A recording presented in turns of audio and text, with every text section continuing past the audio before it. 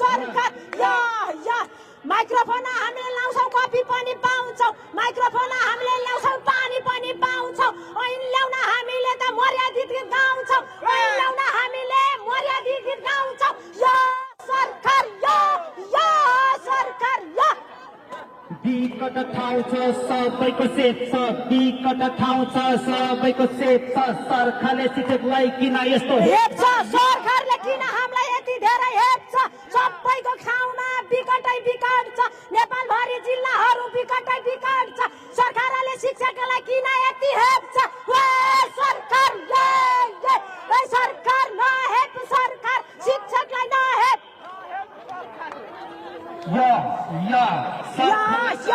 हामीले लाउँदैछु सरकारलाई जानुपर्छ हामीले लाउँदैछु सबैजना नतोस् अब गीत अब गाउँदैछु सबैजना सामु हामीले अब गीत गाउँदैछौँ सबैजना सामु हामीले अब गीत गाउँदैछौँ नयाँ ऐन लिएर हामी घर जान्छौँ नयाँ ऐन लिएर हामी घर जानेछौँ ए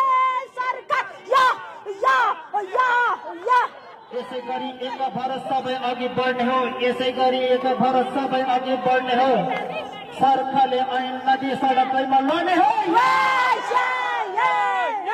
पूर्व पश्चिम सबै शिक्षक एक भएर लड्ने हो पूर्व पश्चिम सबै शिक्षक एक भएर लड्ने हो ऐन नदिए हामी यही सडकमा लम्पसार पर्ने हो ऐन छैन भने हामी लम्पसार पर्ने हो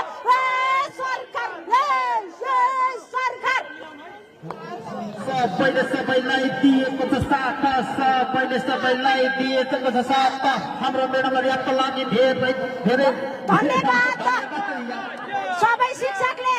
हामी सबै शिक्षकहरू हुनुपर्छ एकसाथ हामी सबै शिक्षकहरू हुनुपर्छ एकसाथ सरकारले शिक्षा ऐन दिन्छौँ धन्यवाद शिक्षाले ऐन दिए हामी दर्शकबिन यति बेला हामी काठमाडौँको बानेश्वरमा छौँ तपाईँ देख्न सक्नुहुन्छ शिक्षकहरूको आन्दोलन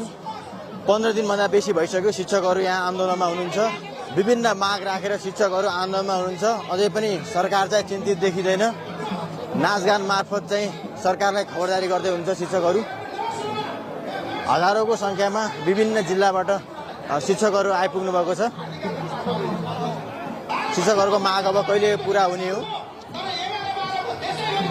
अब शिक्षकहरूको माग पूरा नभए विद्यालयहरू बन्द गर्ने एससीको कापी चेक नगर्नेदेखि लिएर 12 कक्षाको परीक्षा नै रोक्ने भनेर शिक्षकहरूले भनिरहनु भएको छ